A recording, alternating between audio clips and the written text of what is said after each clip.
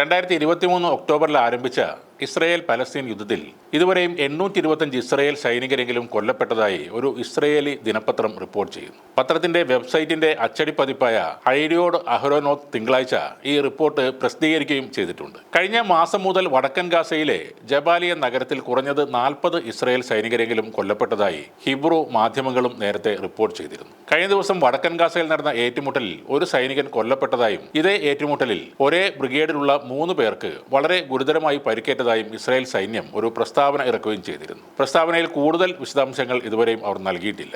ഹമാസിന്റെ സൈനിക വിഭാഗമായ ഖസാം ബ്രിഗേഡ്സ് വടക്കൻ പട്ടണമായ ബെയ്റ്റ് ഹനൂനിൽ ഒരു ഇസ്രായേലി വാഹനം നശിപ്പിക്കുകയും നിരവധി സൈനികരെ കൊല്ലുകയും പരിക്കേൽപ്പിക്കുകയും ചെയ്തു. മറ്റൊരു വടക്കൻ പട്ടണമായ ജബലിയയിൽ ഇസ്രായേൽ സൈനികരെ ലക്ഷ്യമിട്ടതായും അതിൽ 5 പേരെ കൊലപ്പെടുത്തിയതായും ഹമാസ് പറയുന്നുണ്ട്. തിങ്കളാഴ്ച വടക്കൻ ഗാസയിൽ ഹമാസുമായി പോരാടുന്നതിനിടെ ഇസ്രായേൽ പ്രതിരോധ സേനയുടെ ഒരു സൈനികൻ കൊല്ലപ്പെട്ടതായി സൈന്യം തന്നെ അറിയിച്ചു. കഫീർ ബ്രിഗേഡിന്റെ നെറ്റ്സ യഹൂദ ബറ്റാലിയനിലെ 23-കാരനായ യൂറിയൽ പെരറ്റ്സ് ആണ് കൊല്ലപ്പെട്ട സൈനികൻ. 2023 ഒക്ടോബർ 7 ഹമാസ് നടത്തിയ പ്രത്യാക്രമണത്തിന് പിന്നാലെ ആരംഭിച്ച ഇസ്രായേൽ പലസ്തീൻ യുദ്ധത്തിൽ ഇതുവരെ 45,000-ഓളം ഫലസ്തീനികൾ കൊല്ലപ്പെട്ടിട്ടുണ്ട് എന്നാണ് കണക്കുകൾ പറയുന്നത്. ഗാസയിലെ വംശഹത്യയിൽ പങ്കെടുത്ത ഇസ്രായേൽ സൈന്യത്തിനെതിരെ വിവിധ രാജ്യങ്ങളിലായി നിരവധി പരാതികളും ഇപ്പോൾ നിലവിലുണ്ട്. 1000 ഇസ്രായേലി സൈനികർക്കെതിരെ അന്താരാഷ്ട്ര ക്രിമിനൽ കോടതിയിലും ഹിന്ദ് രജബ് ഫൗണ്ടേഷൻ പരാതി നൽകിയിട്ടുണ്ട്. കഴിഞ്ഞ മാസം അന്താരാഷ്ട്ര ക്രിമിനൽ കോടതിയുടെ പ്രീ ട്രയൽ ചേംബർ ഇസ്രായേലി പ്രധാനമന്ത്രി ബെഞ്ചമിൻ നെതന്യാഹുവിനും മുൻ പ്രതിരോധ മന്ത്രി യോവ് ഗാലന്റിനുമെതിരെ മനുഷ്യത്വത്തിനെതിരായ കുറ്റകൃത്യങ്ങൾക്കും യുദ്ധക്കുറ്റങ്ങൾക്കും അറസ്റ്റ് വാറണ്ട് പുറപ്പെടുവിക്കുകയും ചെയ്തിരുന്നു.